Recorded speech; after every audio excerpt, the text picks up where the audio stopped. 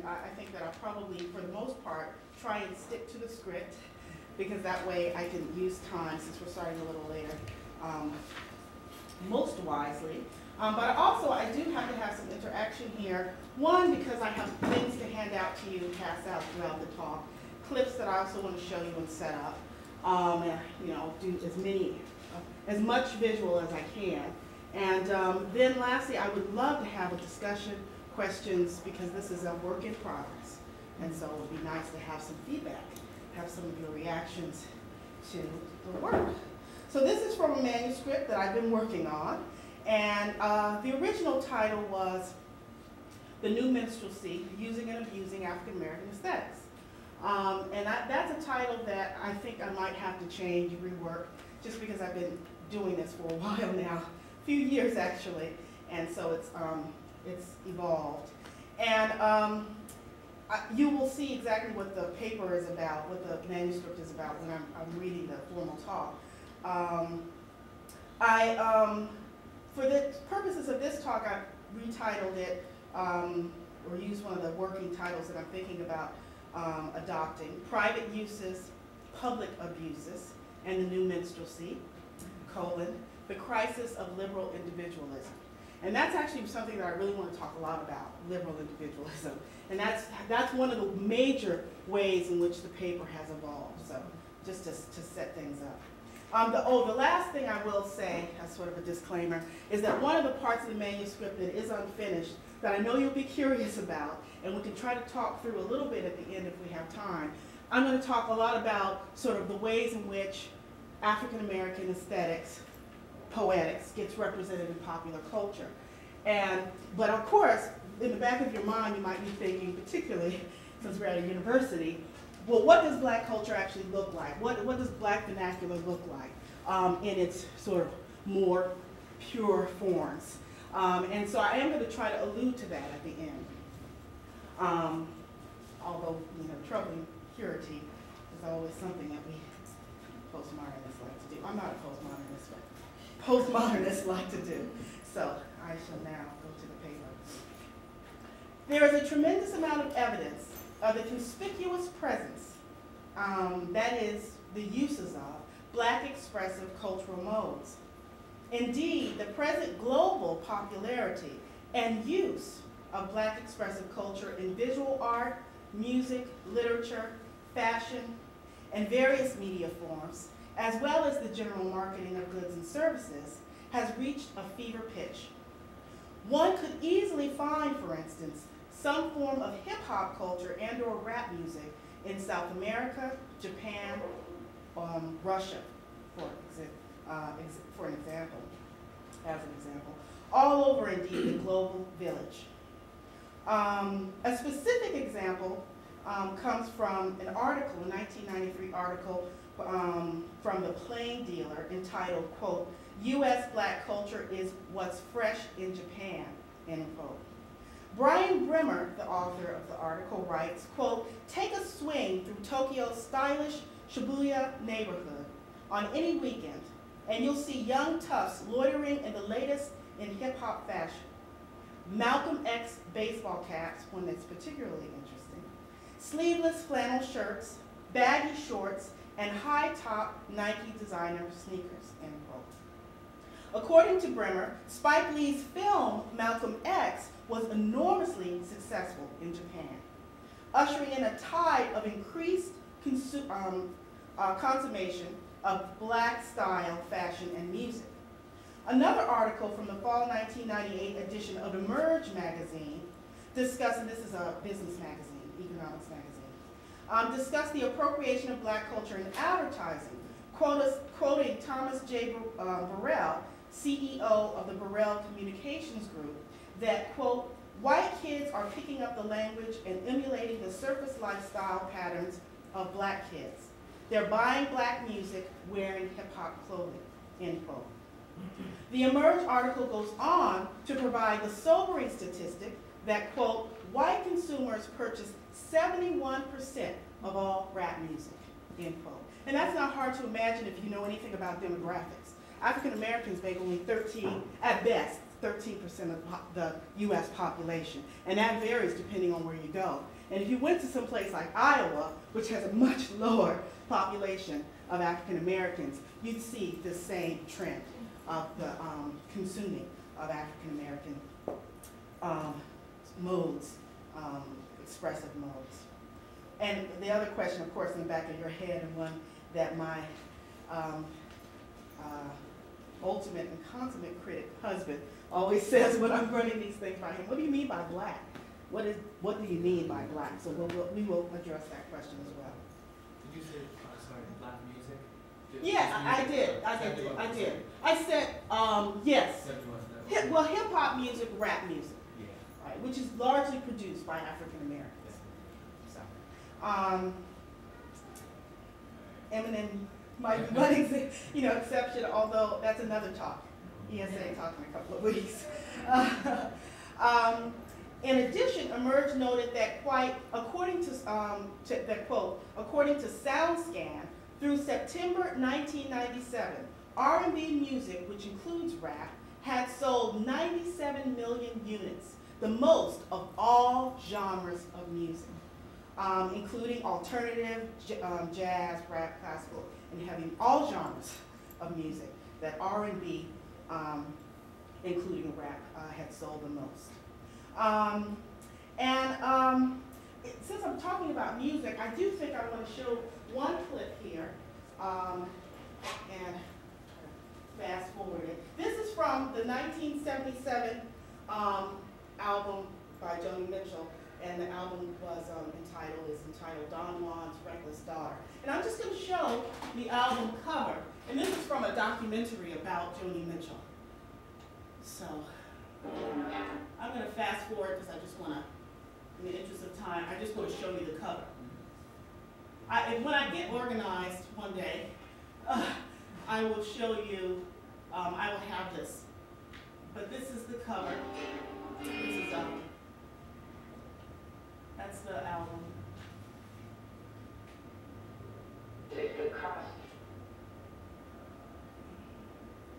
Oh, there it is. Sorry. I wanted to show you more of this clip, this entire clip, so, but I don't have time, so I'm just going to show you. I don't know exactly how to pause it.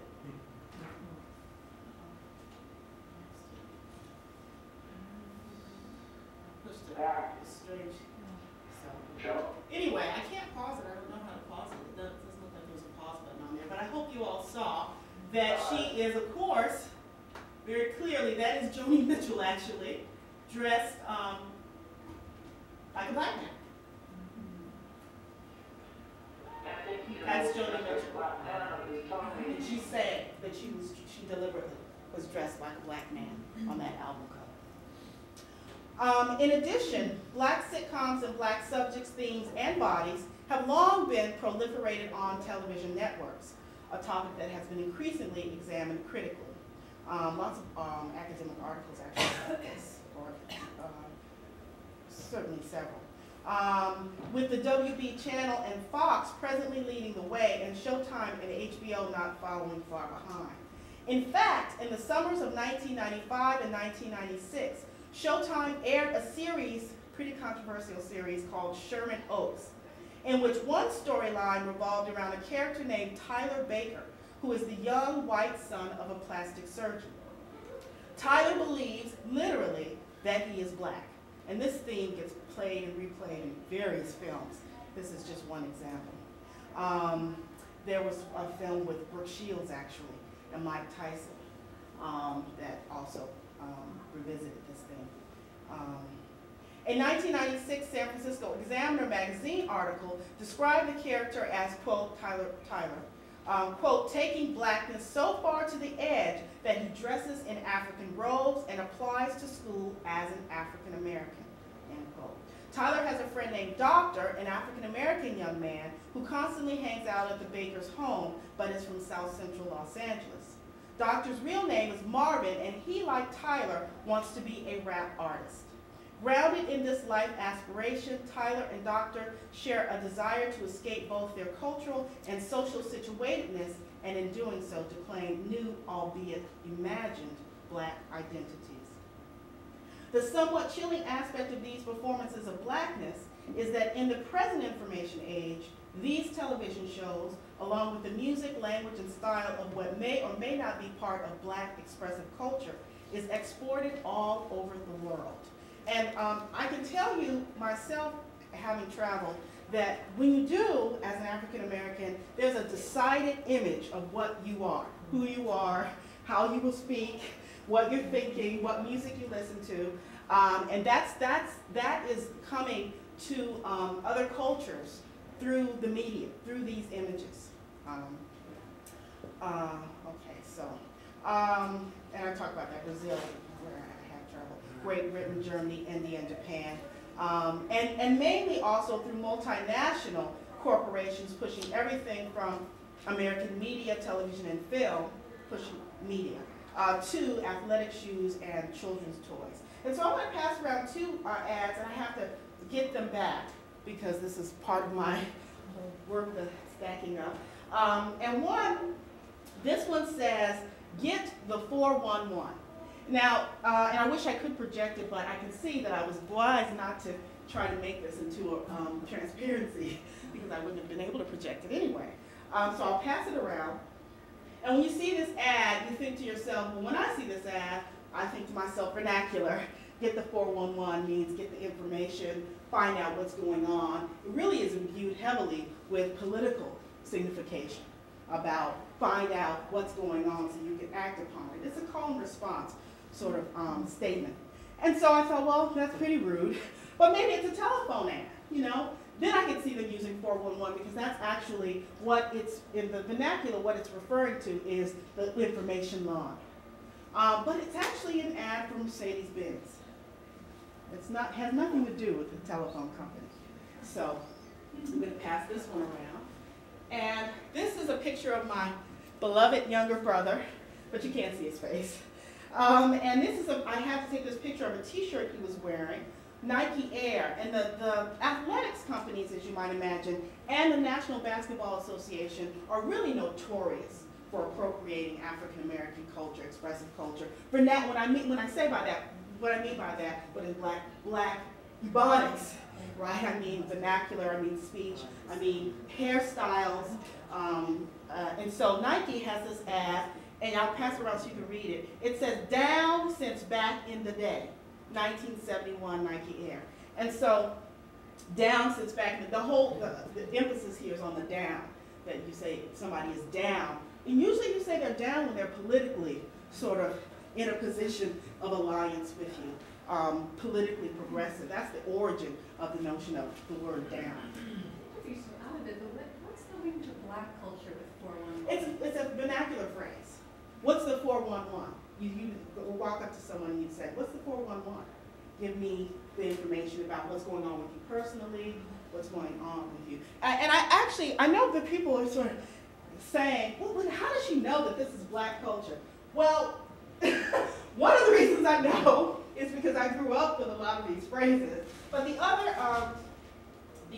evidence is that this is a linguist, Geneva Smitherman, and she's done a lot of research about this. So I'll actually pass this book around. It's called Black Talk, and she's a very famous linguist, actually. And so Clarence Thomas also has a book where he traces the actual origins of many of these phrases. And some of them they're deeply embedded in slave history and slave culture.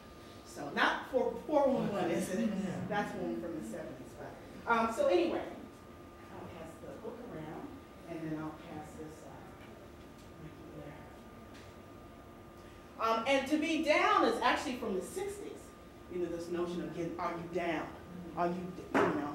And one of the classic modes in black vernacular is inversion.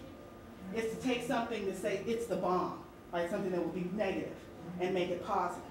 To say something is down is actually say that it's positive and not negative. So there's this notion of inversion. So, You're passing around these Nike ads and so on. Nike has kind of become the symbol of sweatshop labor. And I'm a little bit disturbed that people who have experienced slavery with essentially said that black high-top Nikes are a part of hip-hop. It's a part of urban culture. Yeah, urban. It's a really urban. Is this a case of culture trumping justice? Well, first of all, is this a case of culture? Is the point of my lecture? Because where are they, who is the source of using these ads, using these for advertising purposes? Because these are phrases and ideas, as I'm trying to point out, that are, again, highly politicized and are coming from, quote unquote, the street, from urban culture.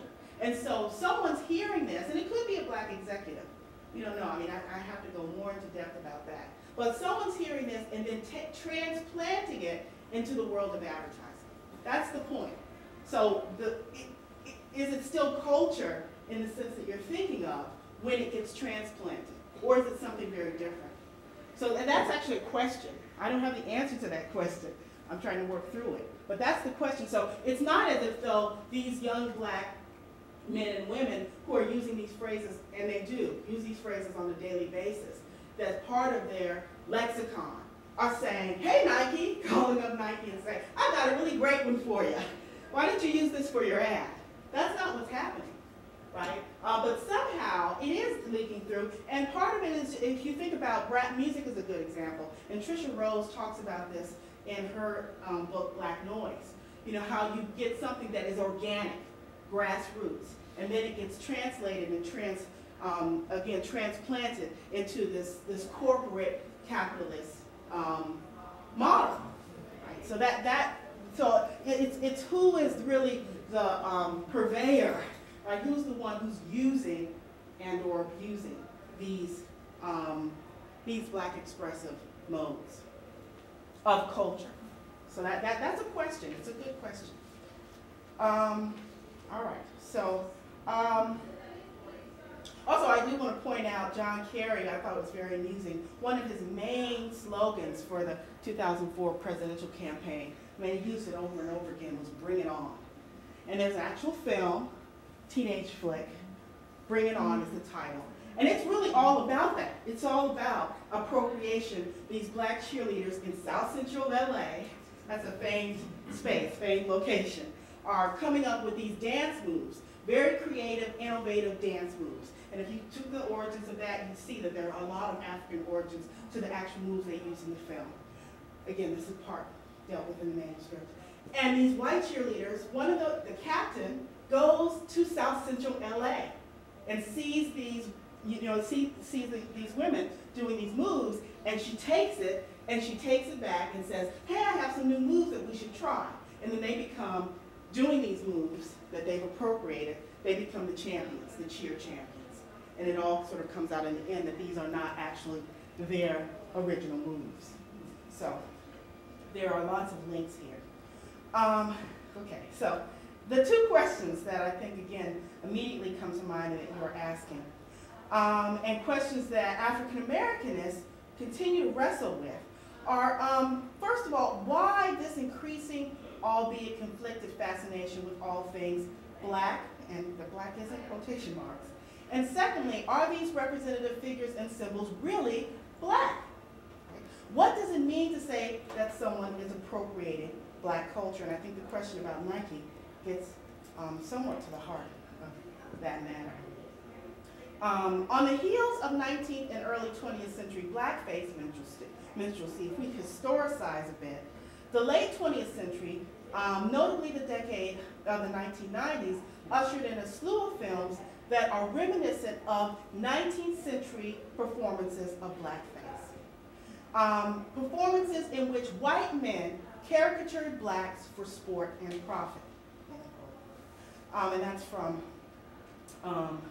Rogan's blackface text. I love the title of Eric Lott's. This also comes from Eric Lott, where he says love and theft. Because that's the other thing I love. That's one of my favorite academic titles, love and theft. Because what Lott does when he researches blackface performances of the 19th century is that he doesn't just say that this is theft, and that's all there is to it. He looks at it as a very complicated exchange of culture and wrestling with, right, capitalism. He talks a lot about sort of the fact that working class white men are the ones who really adopt these forms and these performances, and why that would be. I submit that the postmodern representations of blackness belie a revised manifestation of blackface where the grease paint and burnt cork have been left behind, but the obsession with black expressive culture and with possessing, that is controlling and containing, the black body have been maintained and have actually multiplied in strength and force. This phenomenon, what I am calling the new minstrelsy, is manifested largely by the use and popularity of African American expressive culture in 20th century American music, literature, and film. On the one hand, the new minstrelsy is akin to old forms of minstrelsy that were largely focused on a black body that was imagined and fetishized, often for the purposes of confronting and negotiating, again, anxieties about the formation of American identity between the early national era and the late 19th century. As Eric Lott and Michael Rogan have discussed, these blackface performances were American cultural productions that performed the role of both constructing spaces of belonging for working class white males and Americanizing immigrant sons. Traditional forms of minstrelsy sanction these acts of assimilation by exploiting black bodies and by consequently reifying racial distinctions, especially emphasizing the devaluation of blackness as a dominant code for difference. Yet I would like to emphasize the distinctions between past forms of minstrelsy and what I am calling the new minstrelsy. It is not simply that imaginary black bodies are used to validate racialized and gendered fictions concerning identity and belonging. The romanticization and ventriloquizing of a black subject position speaks to the desire to indeed possess difference in order to reconcile the inherent negation of an American subjectivity that finds itself in a constant state of becoming rather than of being. That's a complicated statement, but let me translate it to say that it's about what is it to be an American? What does an American look like? And the formation of black subjectivity is really central within that quagmire, within that paradox of Americanness, which is this kind of amorphous, ever-moving, ever-changing, shifting idea. The romanticism, I'm sorry.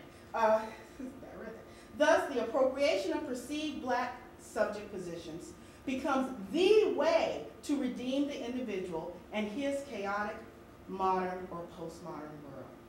Given this, new minstrel texts attempt to access a kind of life force, in many cases a moral power that is believed to be represented by the marked and marginalized black body.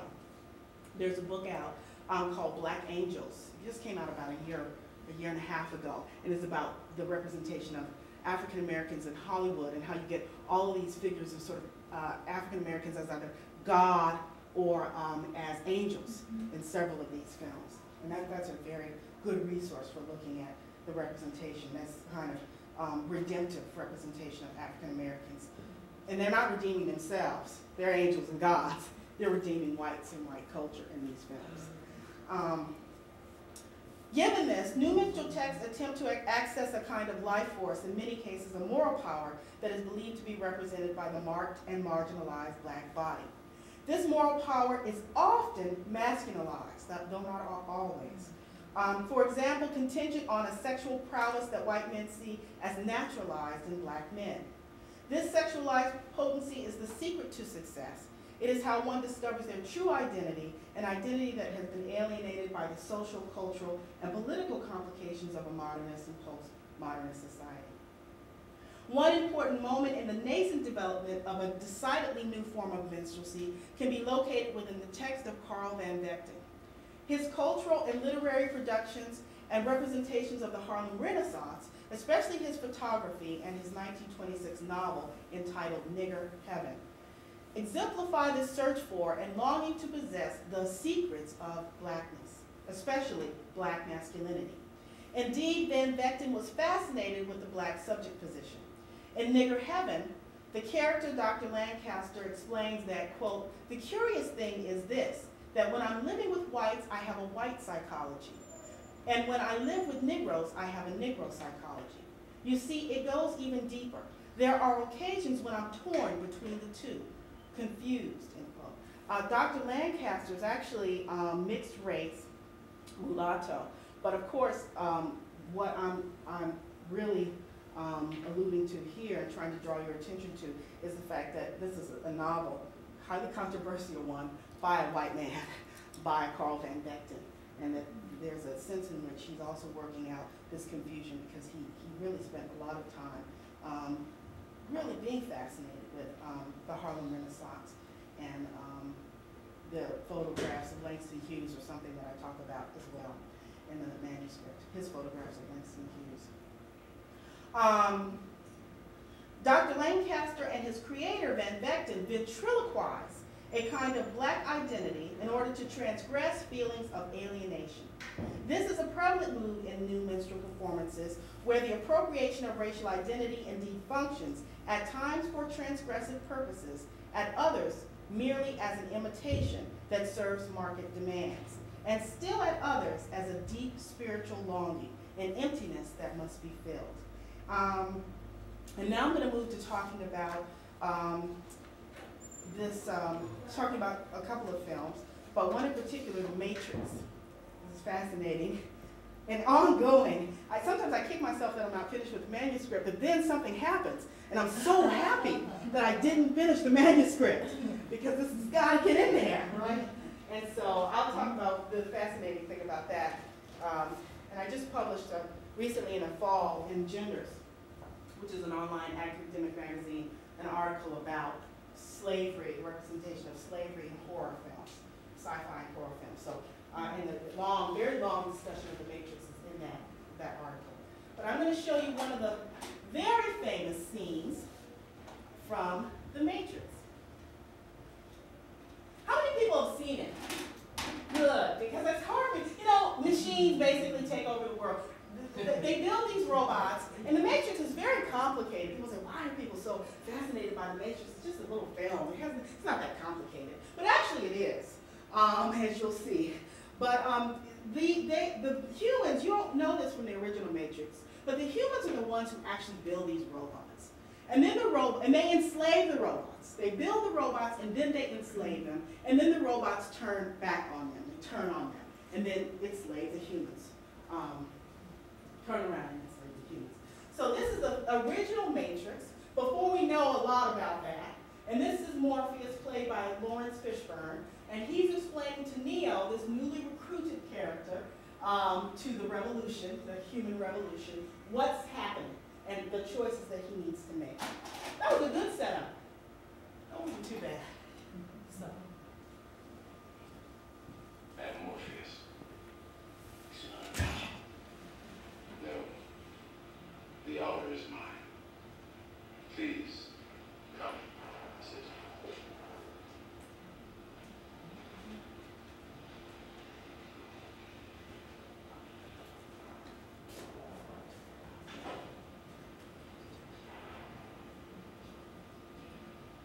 I imagine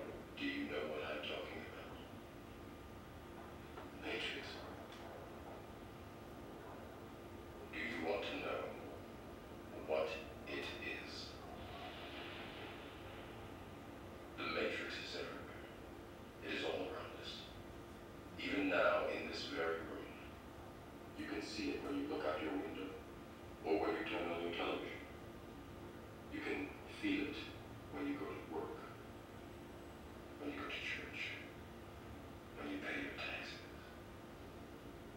It is the world that has been pulled over your eyes to blind you from the truth. What truth? That you are a slave, Neo. Like everyone else, you were born into bondage, born into a prison that you cannot smell or taste or touch. A prison for your mind.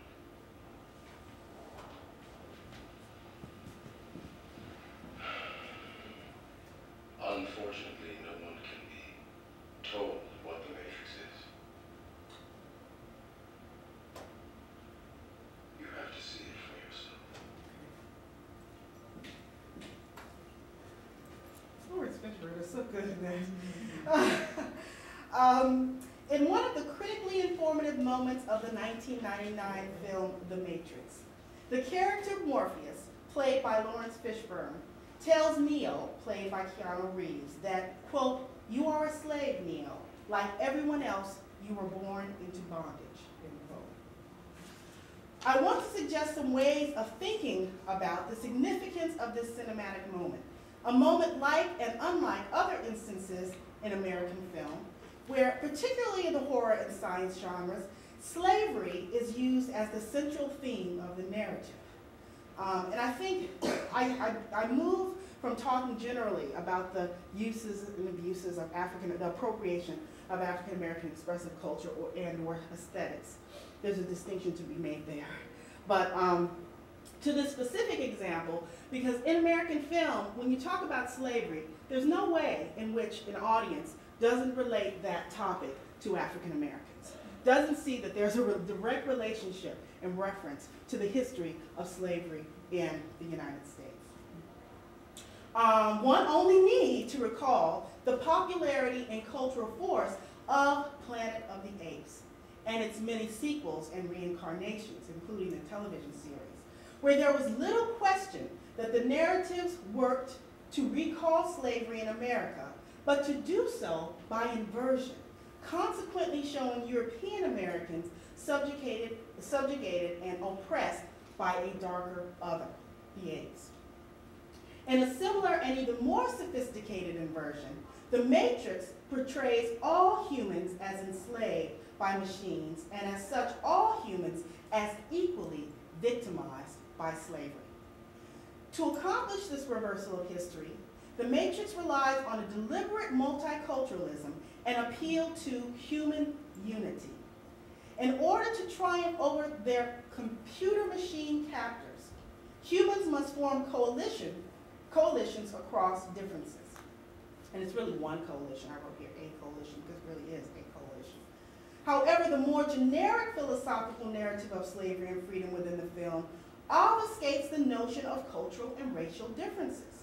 There is absolutely no discussion in the film about race. Yet still, the subtext of The Matrix implicitly relies on racial codes. Specifically, it relies on the angst of otherness, and more to the point, on the notion of being blackened by history and circumstance. This is very, very clear in the animation, Animatrix, which is the film that is supposed to tell you the history of the humans being enslaved.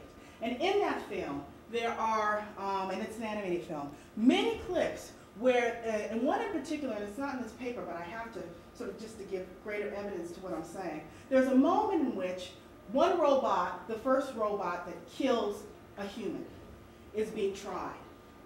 And in that trial, there's a question about, okay, so what are we going to do with this robot? And there is a scene, a narrative, that essentially goes something like this. Robots have no political or civil rights that the humans are bound to respect. That comes directly from 19th century jurisprudence, where African Americans had no legal, civil, political, social rights that whites were, and this is the exact quote, bound to respect. it's sort of an uncanny coincidence, and it may just be that, but I again argue that I think it's something more. It is clear that Neo, the main protagonist, and who is dubbed in the film the One, because he's the Jesus figure, the Savior figure, can save the human world only if he heeds the ongoing guidance and training that he receives from those who seem to possess a profound knowledge of human subjugation. And all those people who possess this profound knowledge of what it means to be subjugated are people who are African American. The other figure in the film is, of course, the Oracle, who is the wisest one. And not only is she an African American woman, but Neo is led to speak to her by another African American woman who's wearing dreads, leads Neo into the Oracle's home. The Oracle's in the kitchen baking cookies. And she begins to espouse this kind of folk wisdom about the notion of freedom. And really what she's telling Neo about is responsibility, personal responsibility. When you're oppressed, what do you do? What's your responsibility in all of this? And that you need to make certain choices and understand that you actually indeed do have choices. You don't have to do anything. Again, I talk about that in manuscript. In fact, many critics have noted that the sequels, The Matrix Reloaded and The Matrix Revolutions, feature a majority of African Americans in leadership roles, including the surprise casting of African American scholar Cornel West, who portrays a member of the governing council of the last human-controlled city, Zion.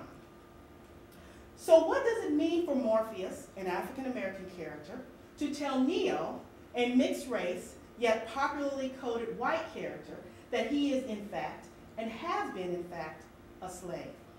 This seems to be an extraordinary move, especially given the Wachowski brothers, the directors, evasion around issues of race and refusal to publicly acknowledge that their Matrix films are replete with racial meaning. Now, I've been spending years figuring this out. Why won't the Wachowski brothers not only even talk about race, okay, fine, but just talk about the film? Anything about the film. Where did the premise come from? How'd you come? Well, it turns out that Warner Brothers and the Wachowski brothers are being sued. And this suit has been, so far, successful. Because a black woman named Sophia Stewart sued them, claiming, and she has been successful thus far, her suit is moving up through the courts, that the Matrix, actually the Terminator, but so that's in the suit, but the Matrix series is based on her manuscript called The Third Eye that was published in 1981. And she's convinced several judges thus far that, and one at the California Superior Court level is the latest, that she has a plausible claim. One of the things you can understand about Sophia Stewart's claim is that the Wachowski brothers held a kind of, and the Warner brothers held a kind of contest. Write the best sci-fi story and submit it. And the way that they got this manuscript was through that contest. She submitted her manuscript to a portion of the story to that contest. And several Warner Brothers employees have allegedly in court verified that during discussions of making The Matrix, her manuscript was oft referred to. Sorry to burst your bubble about that. So that's something that wouldn't have gotten in the manuscript because I recently have found out about this. The latest court decision supporting her claims was in October of 2004, this past October. One wonders if the scene that we just saw would play in the same way if, say, Val Kilmer, who was the original choice for Morpheus. Val Kilmer, if you don't know anything about films, is tall and blonde, who was the original casting choice for the character Morpheus, would sit there telling Neo that he is a slave. Well, we have really had the same kind of narrative, the same kind of film. Would the scene and the entire film carry the same overtones, signifiers, and ultimate appeal that we get in the much lauded final cut? By the way, Matrix fans are completely enraged by the Sophia Stewart thing. They are completely just sort of discombobulated by it. And they have a website, they have several, but they have a main website where they discuss this, Sophia Stewart, in the chat rooms all the time. Is it possible that viewers, especially American viewers, could dissociate the slave ship Nebuchadnezzar and its rebel African-American captain Morpheus from the people of African descent enslaved during the colonial and early national period of American history? In further interrogating the role of Morpheus, again played by Lawrence Fishburne, it is important to understand that he is a character who deeply understands this predicament that humans are faced with in this new age of slavery. And similar to his role in Boys in the Hood, which I'm certain the directors must have been thinking about in casting him, partially anyway, Fishburne plays a griot. That is, he understands oppression on a level beyond many of the other characters in the film. This is in the original Matrix. It sort of deteriorates in the second and third installments. But in the original, it is because he is positioned explicitly as the father within this holy trinity that leads the rebels. Although he too is a slave, his persona resonates with that of Frederick Douglass within the American slave narrative tradition. That is, Morpheus has learned to transcend slavery, which he literally teaches Neo to do, through the power of the mind and, of course, through physical resistance when necessary. In this regard, The Matrix is more generally structured as a neo-slave narrative and as such relies on direct parallels between the suffering of the protagonist, Neo, and the past and present suffering of African Americans who serve simultaneously as symbols of oppression and as the conduits to freedom. There is no denying the centrality of black characterization in the film, from slave ships, rebel leaders, and griots to reminiscent Black Panther black leather jackets and right to bear arms artillery, to the Rodney King beating enactment. There's a scene in which Fishburne is the sentinels catch him, the agents catch him, and they beat him. And the scene is exactly like the Rodney King scene. The police converge on this one black body, male body, and they begin beating him, and he sort of curls under. And if you look at the tape side by side, which I have done, there are eerie parallels between the two. Another maybe coincidence, but he's the only one who suffers in this particular, Morpheus is the only one who suffers in this particular way. The Matrix, so given all of these, signifiers really, including the black matriarchal figure who's both Mammy and the Oracle, The Matrix invites its viewers to enter into an intricate associative relationship with oppression through the codes of black historical and cultural figuration.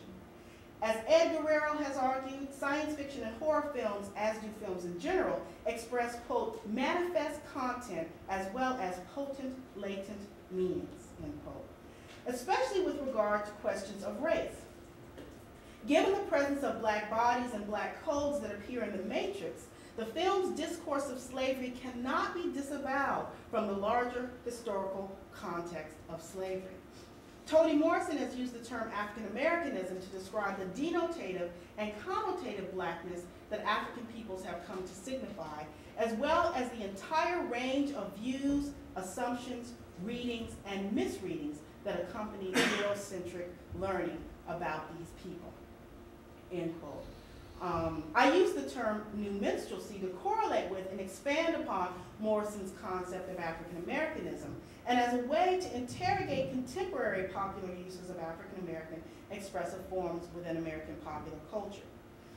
In addition, I am in conversation with Guerrero's concept of neo-minstrelsy, which he talks about, which he uses to explain how films of the 1980s, such as the Blues Brothers, employed, quote, the premise that blackness subverts, and comically disrupts the rigid, neurotic order of white society and allude to commonly held reductive notions of a binary opposition between essential white qualities that have long resided in the literary and popular imagination.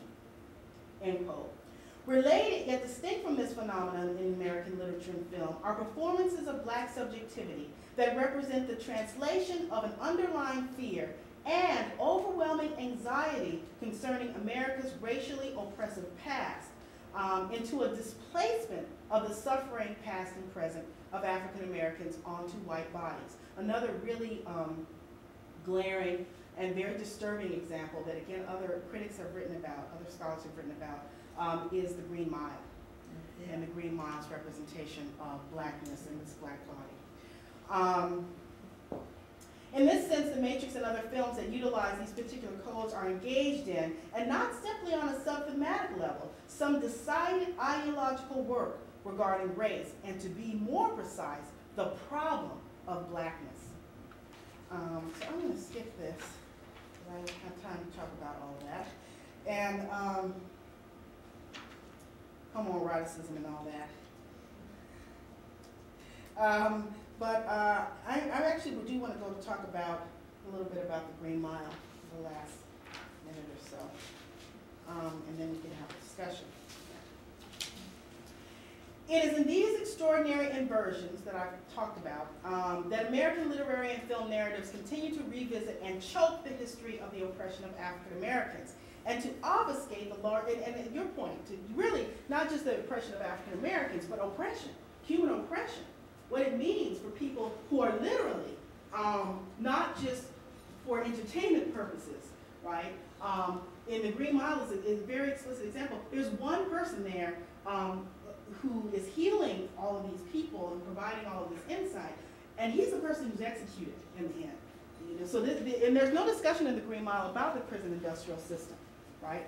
But there is the use of the signifying, you know, space that John Coffey takes up, right, is there for the purposes of redeeming the other characters. They are redeemed, he is killed. I would argue that the work of narratives such as the Green Mile is, in fact, to produce radical transformation. The transformation, however, is not aimed at oppressive societies or systems or on behalf of oppressed communities. Rather, it is an individualistic transformation aimed at redeeming white society and white men in particular. Furthermore, it is not in this sense merely a spiritual redemption. It is a political transformation that seeks to redeem liberal individualism. That is, the right to choose one's destiny and to have control over one's life, even when so many others do not, despite history, circumstance, and further, in direct contradiction to the notion of community. And so I'm going to end there and just sort of ad-lib and say that that ends with sort of one of the main lines of argument in the manuscript. And that is that, well, it's one thing to, I think that there are some redeeming virtues, if you will, of relying on these codes. And of course, it's not just African American culture. It's other cultures as well that are appropriated and used in order to entertain, but also to make certain messages clear. I mean, when Carrie says bring it on, he is trying to make a certain message clear, right? He's trying to say that I'm up for this political battle, right? The problem, as in with Eminem, which I'll talk about in a couple of weeks, and with films like The Green Mile, is that the focus is really on individuals. In that film, The Green Mile, it's so striking that John Coffey has no connection to community. And really, none of the characters do. But in particular, we don't get a sense of does he have a family? What community did he come from? Are people going to rally to his support? Are people going to, obviously the prison guards become outraged by this notion of executing what they come to find out is an innocent man. But there's no political action. That's not African American aesthetics. African American aesthetics and vernacular doesn't just stop with what's the 411 or are you down. It goes beyond that. And that's what we don't see in these appropriated, these narratives of appropriation. So I'm out of time. What I was going to do is just show a couple of things, and I was going to read Maya Angelou's poem, "And Still I Rise," but I can't do that. But I will show you one of my favorite visuals for this, and this is from Angela Davis's autobiography, "If They Come in the Morning." And you know, this past October, I was really incensed because trying to find costumes. We were going to a costume party for Halloween, and actually, every place I went, they had the afro, the costume of the afro, and I thought, you know what? An afro is actually not a costume; it's a political statement. That's what an afro is. And it's a serious thing. It's a serious decision to wear an afro. It's not something to be taken lightly, and it's not something to take care of very lightly. It takes a lot of time and energy. And that's the disconnect that I'm trying to identify, theorize, understand, reconcile. And so I'll pass that around. But I guess I should just, if people want to stay a couple minutes longer. I left a lot out, but I think you got the gist of what I'm trying to say. You do. Thank you very much.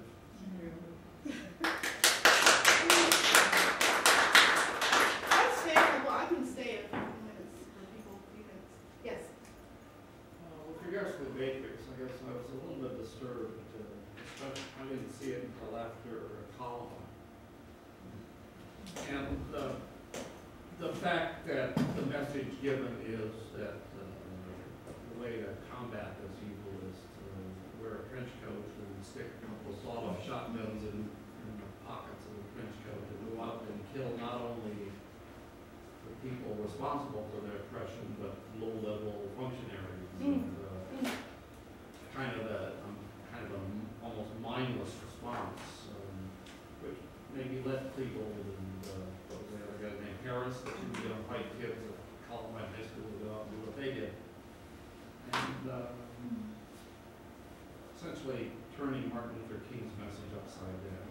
But not turning Black Panther's message upside down, Maybe which I think the film nods more to that, to the Black Panther and sort of this notion of Black revolutionary than it does to the kind of revolutionary action, nonviolent revolutionary action that is, and again, this is not explicit, and all of this is sort of in court now. We don't know exactly what, you know, the origins of sort of, were they thinking about Columbine? I think I might say they probably weren't thinking about Columbine. But who weren't? the directors, the filmmakers.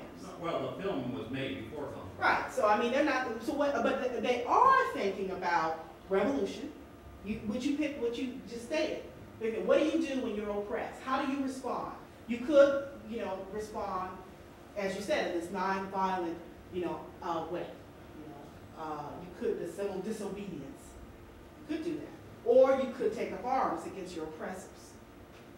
And so that to me, that's the choice of the film. And when they make the choice to take up arms, part of it, there's a lot of Orientalism in the film as well, which I talked about in the other paper.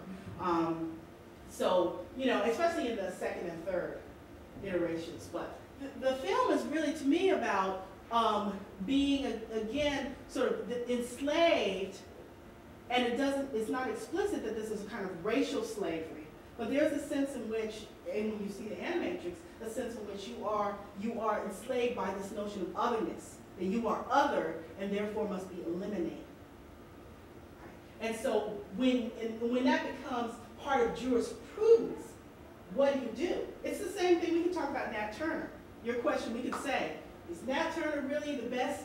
Did he use the best methods for fighting against slavery, or did Frederick Douglass's methods, were they more effective? Well, when people are that severely oppressed, they use it all, everything at their disposal in order to resist this oppression. So I'm not advocating for the use of arms, but I think that's what the film is trying to do. Do you feel that there's also a kind of reverse appropriation that happens when, I'm thinking of Bill Cosby's critique of certain aspects of Black popular culture, where it almost seems that certain comedians or musicians saying, if you're going to tell me that I am these things, then I'm going going to become, I'm going to choose to become that to the nth degree. I don't know if I would call that an appropriation. I would call that internalized racism. That's what I would call that. I would say that there's a kind of internalization of the stereotypes that he's talking about, that Cosby's talking about. And it's not as an appropriation because some of what Cosby is talking about, and I do take issue with him to a degree, although I agree with a lot of things, I agree with the spirit of what he's saying. But he's ahistoricizing a little bit because, for instance, if you think about linguistics and phonics, there are people who literally cannot, that's what you know, that's the language you know. I actually am a person who code switches all the time because I grew up with a different set of linguistic codes. And so I always have to think about how to translate things. Because my immediate response is to say something that is vernacularized and not something that's quote unquote standard English. So imagine, and I'm an educated person, imagine if you weren't. So, and some of these linguistic codes are associated with behavior. And so I don't think it's so easy for, I don't know if, what I'm saying is I think it's subconscious or unconscious. I don't think people are saying, no, I think they've internalized it and they don't know any other way to be. But you don't feel there's a difference between an unconscious internalization and a kind of radically chosen? Oh yes, I do. And I actually talk about, one of the examples is from the Bernie Mac show, where, you know, they talk about use reparations, and they appropriate, and these are all black characters. And the writers, too many of them, almost all of them are African American. And they do that. They say, you know, I'm not going to get that for you, whitey. And it's just, so then that's a very conscious appropriation from people who, quote unquote, know better. It's somewhat related in that at what point do you consider the difference between appropriating culture and just inventing culture? And I'm thinking about films like Hollywood Shuffle and, you know, where a lot of those things are just figments of the director's imagination. And for example, I don't even call hip-hop black music anymore. I know a lot of artists who've been told by white men in suits that your music is not street enough. You know, so given that I don't see black folk, I mean, they might be the person with the mics in their hands, but I don't see them in control of what gets on the radio, what, you know, even somebody like Michael Jackson, who in the 90s, you know, he got his album sent back by Sony because they didn't like it. Now, if he doesn't have control of his music, how much control do these other folks have of the stuff that's being put out there as their culture? Well, the first part of your question is about invention. How do we know when it's invention? And I think that, you know, that's a very difficult question to answer. I do think that within hip-hop, mainly underground hip-hop and mainly international hip-hop, there's a lot of invention. And what I think of as being really inventive is when you take something that has a kind of history and origins, you know, urban street culture, really, Eureka street culture, and then you apply it to your own culture, right? And that's different than just sort of straight minstrelsy, where you're just really being imitated.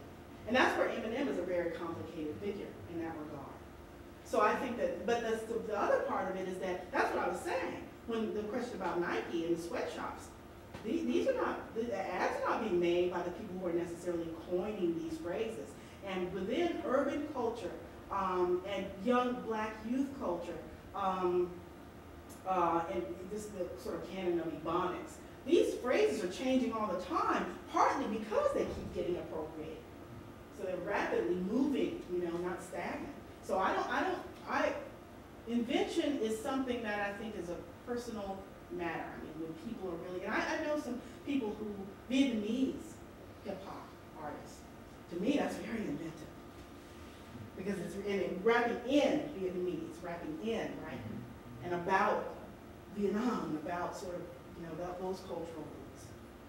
Well, Eminem is a more complicated example because we have something, I guess his credibility comes from having been sort of mentored, so to speak, by Dr. Dre. But Dr. Dre himself is right, exactly. He can question whether or not that's black culture or some white industry executives, you know, appropriation of black culture. Or Eminem's idea about what black culture is, because Eminem in his autobiography wrote biography, this is written by someone else, but he says, I saw LL Cool J rapping and I wanted to be LL Cool J. That's not very inventive.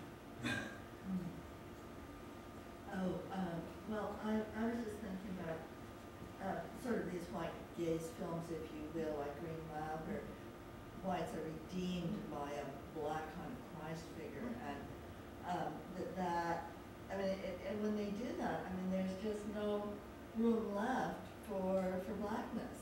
I mean, there's it's just all gobbled up by white need to be forgiven and redeemed, right?